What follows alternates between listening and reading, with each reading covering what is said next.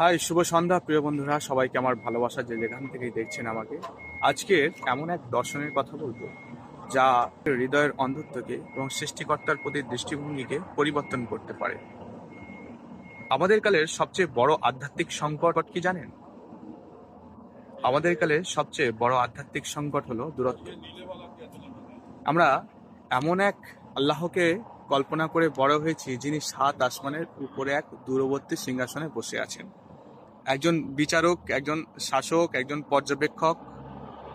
তিনি মহান, তিনি অসীম, কিন্তু তিনি যেন অন্য কোথাও থাকেন। আমরা এখানে, তিনি ওখানে। আর আমাদের কাজ হলো তার সন্তুষ্টি অর্জনের জন্য নিয়ম কানুন পালন করা, পাশে তিনি অসন্তুষ্ট হন। এই দূরত্ব আমাদের মনে ভয় তৈরি করতে পারে, কিন্তু প্রেম কি জাগাতে পারে? সুফি সাধকেরা, ইসলামের মরমী প্রেমিকেরা এই দূরত্বের ধারণাকে চুরমার করে দিয়েছিল। তারা এমন এক সত্যের কথা বলেছেন যা শুনলে অনেক অক্ষরপন্থীদের পায়ের নিচের মাটি কেঁপে উঠবে।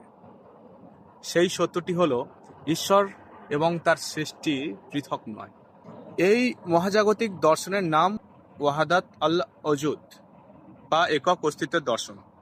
আর এই দর্শনের ভাষ্যকার হলেন শেখ আল আকবর, মহাগুরু ইবনে আরাবি। তিনি বলেন, চূড়ান্ত অর্থে এই মহাবিশ্বের অস্তিত্ব কেবল একটি, আর তা হলো খোদা।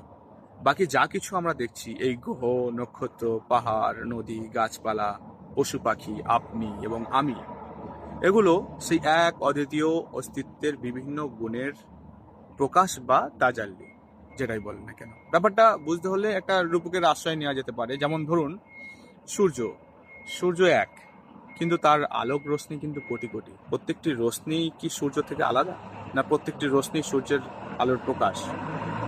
তারা সূর্যের অস্তিত্বের প্রমাণ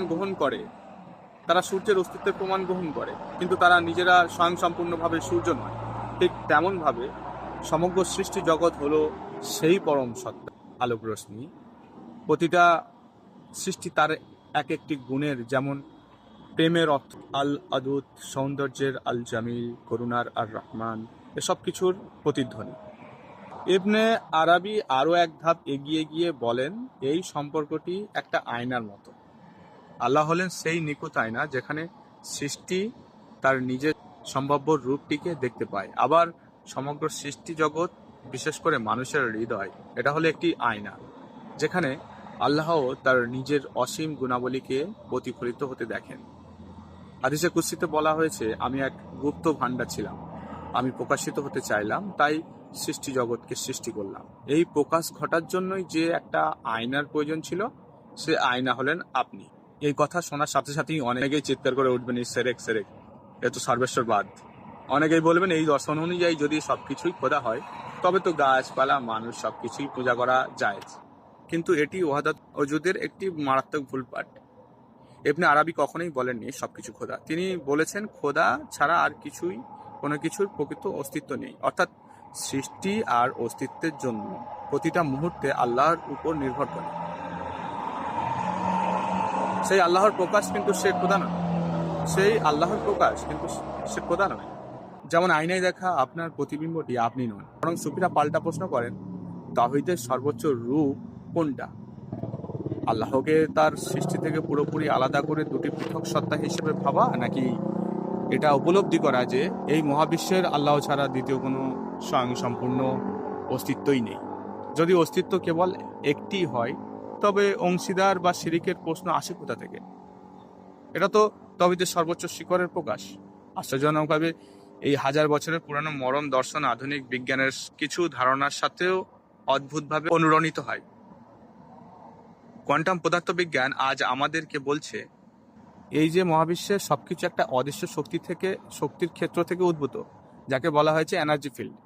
এটি প্রতিটি কণা একে অপরের সাথে এমনভাবে সংযুক্ত যে হাজার হাজার মাইল দূরে থেকেও একটি পরিবর্তনে অন্যটিকেও প্রভাবিত করতে পারে। বিজ্ঞানীরা বলছেন, আমরা পৃথক সত্তা নয়, আমরা এক মহাজাগতিক তরঙ্গের অংশ মাত্র। আমরা সেই একই ঐশ্বরিক অস্তিত্বের তরঙ্গে ভাসমান। বিজ্ঞান হয়তো এই সংযোগকে গাণিতিক সমীকরণ দিয়ে ব্যাখ্যা করে, আর সুফিরা তার হৃদয়ের অনুভূতি দিয়ে। কিন্তু এই দর্শনের সবচেয়ে বড় প্রভাব পড়ে আমাদের নৈতিকতার উপর। যদি আপনি লক্ষ্য করেন, সত্যি উপলব্ধি করতে পারেন যে আপনার সামনে দাঁড়ানো প্রতিটা মানুষ, প্রতিটা গাছ, প্রতিটা প্রাণী সেই একই ঐশ্বরিক সত্তা এবং একই প্রকাশ। তবে তবে কি আর ঘৃণা করা সম্ভব? কাউকে শোষণ করা সম্ভব? হিংসা করা সম্ভব? তখন অন্যের প্রতি দেখানো প্রতিটা দয়াই হয়ে ওঠে নিজের প্রতি দেখানো দয়া। প্রকৃতির প্রতিটি আঘাত হয়ে ওঠে নিজের আত্মাকে আঘাত করা। তখন ইবাদত করা কেবল মসজিদ বা জায়নামাজের আনুষ্ঠানিক সীমাবদ্ধতায় সীমাবদ্ধ থাকে না। একজন ক্ষুধার্তকে খাওয়ানো, একটি তৃষ্ণার্ত গাছকে পানি দেওয়া, একটি ব্যথিত মানুষের চোখের জল মুছে দেওয়া, এই সবকিছু হয়ে ওঠে একক অস্তিত্বের উপাসনা। এই পথ সহজ নয়। আমাদের অহংকার বা নফস প্রতিনিয়ত আমাদের কানে কানে বলে, তুমি আলাদা, তুমি স্বতন্ত্র, তুমি শ্রেষ্ঠ। এই অহংকারের দেওয়াল ভেঙে দিয়ে সেই মহাজাগতিক একাত্মাকে অনুভব করাই হলো সুফিবাদের ধারণা। দিন শেষে যখন আপনি আয়নার সামনে দাঁড়াবেন, তখন কেবল নিজের রক্ত মাংসের প্রতিবিম্বকেই দেখবেন না। একবার ভাবার চেষ্টা করুন, যেই চোখ দিয়ে আপনি দেখছেন এবং যে প্রতিবিম্বকে আপনি দেখছেন, উভয় সেই এক পরম সৌন্দর্যের লীলা।